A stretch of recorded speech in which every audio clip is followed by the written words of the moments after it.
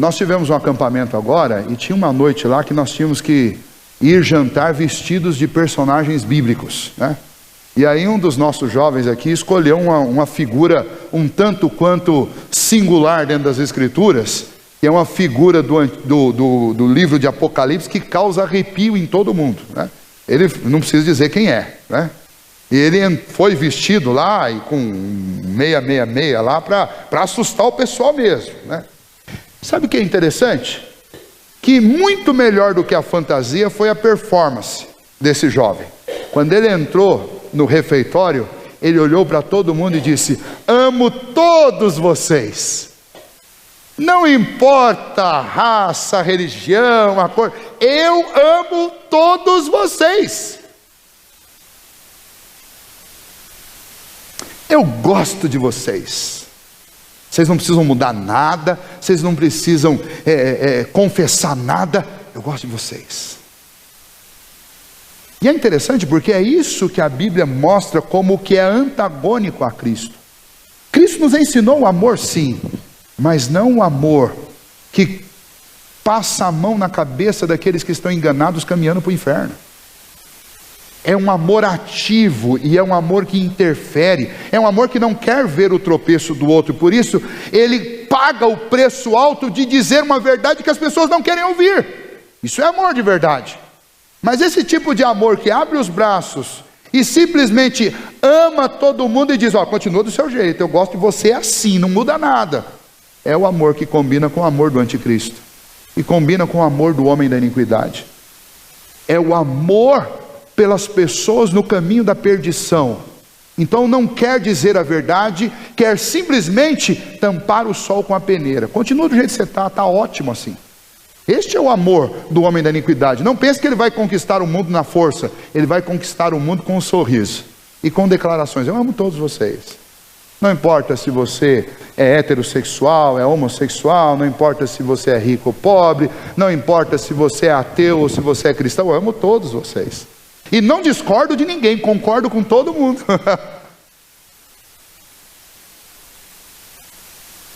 Existe gente dentro da igreja que acha que cristianismo também é isso. Mas cristianismo não é isso, não. E quando nós somos perseguidos por causa do nome de Jesus, nós temos motivos e grandes motivos para comemorar e para nos regozijar e para exultar, porque se formos perseguidos como Jesus foi, isso é um sinal de que a nossa fé é uma fé autêntica. Mas cristão que não recebe nenhum tipo de oposição de ninguém, e principalmente do mundo, essa pessoa é para duvidar se a fé dela é realmente a fé em Cristo Jesus. Porque aqueles que creem em Cristo e aqueles que obedecem às palavras de Cristo vão sofrer sim represálias, vão sofrer perseguições, vão ser caluniados, vão ser injustiçados e vão ser perseguidos. E é por isso que eu temo que infelizmente a igreja no nosso ocidente, ela está fracassando terrivelmente, porque não parece mais haver diferença entre nós e os ímpios. Porque o mundo nos recebe de braços abertos. O mundo não recebeu o Filho de Deus de braços abertos, por que nos receberia? O próprio Filho de Deus disse: me perseguiram e me odiaram, vão odiar vocês também, porque vocês são meus filhos. E então existe motivo ou não existe para nos regozijarmos quando somos perseguidos por causa do nome de Cristo? Existe. Por quê? Porque isso é um sinal de que a nossa fé tem um caráter genuíno de fé em Cristo Jesus. E aqui está o primeiro encorajamento para nós nessa noite. É importante que eu viva a fé e anuncie o Evangelho como Jesus nos ensinou, para que quem sabe Deus nos dê o privilégio de sermos perseguidos, porque é um grande privilégio, é uma bem-aventurança. É um grande privilégio dentro da sua faculdade, você de repente ser perseguido, porque você não anda nas mesmas modinhas que os outros andam. Porque você não se entrega como é moda, eu não sei de onde apareceu isso. A impressão que a gente tem é que centros universitários são lugares ocupados por pessoas inteligentes. Mas toda vez que você fala que alguém vai para um centro universitário, a primeira preocupação é que não vire um alcoólatra, que não vire um drogado e que não vire um promíscuo. 3 coisas que eu particularmente considero uma burrice, uma ignorância. Você entregar sua vida ao alcoolismo, entregar sua vida a qualquer tipo de droga, entregar sua vida à promiscuidade. É uma ignorância, é uma loucura isso. E num ambiente que deveria ser um ambiente de alto padrão intelectual, infelizmente, nós convivemos com universidades por aí, e o que nós percebemos é que as universidades são ambientes de pessoas ignorantes e burras, que trocam a oportunidade de adquirir conhecimento para ir para a farra, atravessar a madrugada, bebendo e se prostituindo. E pior, com o dinheirinho do papai e da mamãe. E o pior, muitos são cristãos, ou dizem ser, mas na faculdade são adorados por todos. Por que são adorados? Porque não anunciam, não dão testemunho de uma fé verdadeira. Porque se dessem testemunho de uma fé verdadeira, eles seriam perseguidos como Jesus foi perseguido. Eu temo que muitos de nós que frequentamos uma igreja evangélica não damos testemunho. E o encorajamento desta última bem-aventurança para nós é que nós levemos com as nossas ações e com as nossas palavras o testemunho da nossa fé, da fé em Cristo Jesus, da genuína fé. E a gente só se contente no dia em que nós formos perseguidos. Nesse dia, a gente deve fazer festa na nossa casa. Por que está fazendo festa, meu irmão, na sua casa? Pastor, eu quero comemorar. É comemorar. Eu fui mandado embora hoje, por quê? Porque o meu chefe me chamou lá e falou assim: olha, eu não suporto gente que crê nessas coisas que você crê, e que defenda essa fé que você defende, e na minha empresa eu não vou ter mais ninguém aqui como você. Não é por preguiça, não é por fofoca, não. Estou te mandando embora porque você é muito fiel a esse Deus que você serve aí. E eu não posso ter um funcionário assim, que é mais crente do que meu funcionário. E é isso que nós devíamos ser. Mais crentes do que qualquer outra coisa. Mais crente do que funcionário público. Eu tinha que ser mais crente do que empresário. Eu tenho que ser mais crente do que pastor. Porque quando nós formos mais seguidores de Cristo do que qualquer outra coisa, o mundo vai nos odiar. E nesse dia você pode fazer festa, se você puder, né? Tiver como. Porque Jesus disse isso: regozijai-vos e exultai quando vocês forem perseguidos por causa do meu nome. Por quê? Porque isso é um atestado de que a nossa fé é uma fé verdadeira. Por que eu tenho que sair daqui e falar do Evangelho, e falar das palavras de Jesus, e falar que os homens precisam se arrepender dos seus pecados? Porque essa é a missão de quem conhece a Cristo, e é fazendo isso que porventura nós possamos despertar algum tipo de perseguição contra nós. E se isso acontecer, nós vamos ter motivos para comemorar, porque isso é uma bênção, significa que a nossa fé é verdadeira. Assim aconteceu na vida dos cristãos no primeiro século, assim aconteceu na vida dos profetas no Antigo Testamento. Isaías, segundo a tradição, ele foi cerrado ao meio, e Hebreus confirma isso. Jeremias, ele foi convidado a se retirar do meio do povo, e não só se retirar, depois, segundo a tradição, também ele foi apedrejado, porque ele falava a verdade de Deus para aquele povo.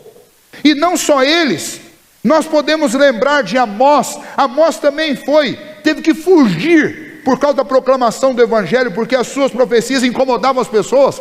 Zacarias, a mesma coisa. Se nós pensarmos nos outros personagens, Moisés recebeu oposição por causa disso. Se nós lembrarmos, Samuel sofreu oposição por causa disso. Elias sofreu oposições sérias, tanto Elias quanto Eliseu, dos reis e da rainha, por causa da sua fé, por causa daquilo que eles pregavam. Estevão, Paulo, Pedro, todos eles foram martirizados por causa da sua fé. O mundo não é diferente. A gente está desfrutando de trânsito livre por aí, alguma coisa está errada com a nossa fé. Então a palavra do Senhor nos encoraja. Querem ser felizardos? Querem ser bem-aventurados? Comecem a imitar a Jesus. E quem sabe, se nós formos perseguidos, nós vamos poder dizer como Paulo: que bênção, como é bom estar acorrentado com Cristo. Que grande privilégio poder sofrer por causa do nome de Jesus. É um grande privilégio. Um segundo motivo porque nós devemos considerar e exultar, como Jesus ordena, por causa das perseguições e considerá-las uma bênção para a nossa vida? Em segundo lugar, em primeiro lugar, porque elas dão autenticidade à nossa fé. Em segundo lugar, porque o caráter do cristão é purificado e amadurecido através do sofrimento. O caráter do cristão é purificado e amadurecido através do sofrimento. E então sofrimento, perseguição, tribulação é uma bênção na vida do cristão. Nós temos, por exemplo, Tiago, irmão de Jesus, que confirma isso para nós na primeira epístola escrita. O primeiro livro do Novo Testamento a ser escrito foi o livro de Tiago, a carta de Tiago, a pequena epístola de Tiago. E Tiago começa, capítulo 1, versículos 1 e 2, dizendo: meus irmãos, tende por motivo de toda alegria o passardes por lutas e provações, que depois de ter sido provados e aprovados, receberão a coroa da vida. Ou seja, Tiago está dizendo, é motivo para o crente se alegrar e festejar. Tiago está dizendo isso por quê? Porque ele ouviu do seu irmão, filho de Deus, seu irmão por parte de mãe, ouviu do seu irmão que perseguição é coisa boa na vida de um crente. E agora, escrevendo à igreja, ele está dizendo, e ele começa, são os 2 primeiros versículos da epístola: meus irmãos, fiquem felizes por sofrerem. Por quê? Porque o sofrimento aprova a gente, o sofrimento amadurece, o sofrimento confirma você na fé. E em terceiro, por que o cristão ele deve ficar feliz e exultar, como Jesus ordena, com as perseguições, com as lutas, com os sofrimentos, com as provações? Terceiro lugar, porque a perseguição ela é seguida de uma grande recompensa no céu. No primeiro século, um dos testemunhos mais poderosos que serviram como alimento para a igreja crescer no primeiro e no segundo século foi o martírio de muitos cristãos. Porque os romanos, eles capturavam cristãos e colocavam cristãos dentro de arenas. E nessas arenas, esses cristãos eram queimados vivos, eram torturados, comidos por fera. Mas o relato que a maioria dos historiadores fazem, especialmente Justo Gonzalez, que é um especialista nisso, o relato que ele faz é que todos esses cristãos, enquanto eles estavam sendo torturados, queimados vivos, enquanto eles estavam sendo comidos por feras, enquanto eles estavam sendo esticados até arrebentar o corpo, eles faziam isso cantando e louvando a Deus. Sabe por que eles faziam isso? Primeiro, porque eles entendiam que era um grande privilégio. Segundo, porque eles sabiam que aquilo amadurecia sua fé.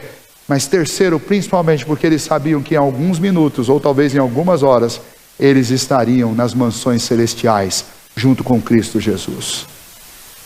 A convicção que eles tinham de que o Senhor tinha para eles era infinitamente melhor, lhes dava força para enfrentar o insuportável. Quando as perseguições forem insuportáveis para nós, nós precisamos lembrar do que Jesus tem prometido para o seu povo.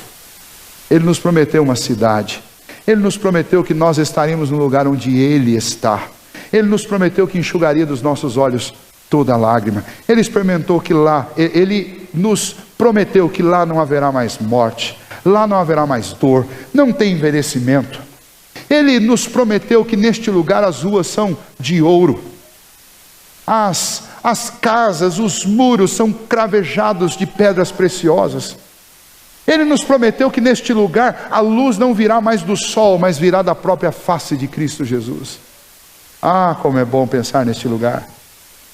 E quando nós pensamos neste lugar, tudo neste mundo se torna mais fácil e suportável, porque nós sabemos para onde nós vamos, nós temos uma promessa. E então, quando o fogo da provação e da perseguição chega, é uma bênção na vida do cristão, porque quando somos perseguidos, paramos de pensar na nossa casa daqui e começamos a pensar na nossa casa de lá. A palavra de Deus diz que quando as nossas expectativas quanto ao futuro se restringem tão somente ao tempo presente, nós somos os mais infelizes de todos os homens. E nesse sentido, então, a perseguição é uma bênção, porque quando somos perseguidos violentamente por causa do nome de Cristo, nós paramos de pensar na nossa casa terrena e começamos a pensar na nossa casa celestial. Nós paramos de pensar no nosso conforto, no nosso patrimônio e nos lembramos que temos uma pátria superior. Nós paramos de pensar na nossa segurança aqui e nos lembramos que a nossa verdadeira segurança é Cristo. Por isso que as perseguições por causa do nome de Cristo Jesus são uma bênção, e quem passa por elas é bem-aventurado, é um felizardo e tem motivo para cantar e para festejar.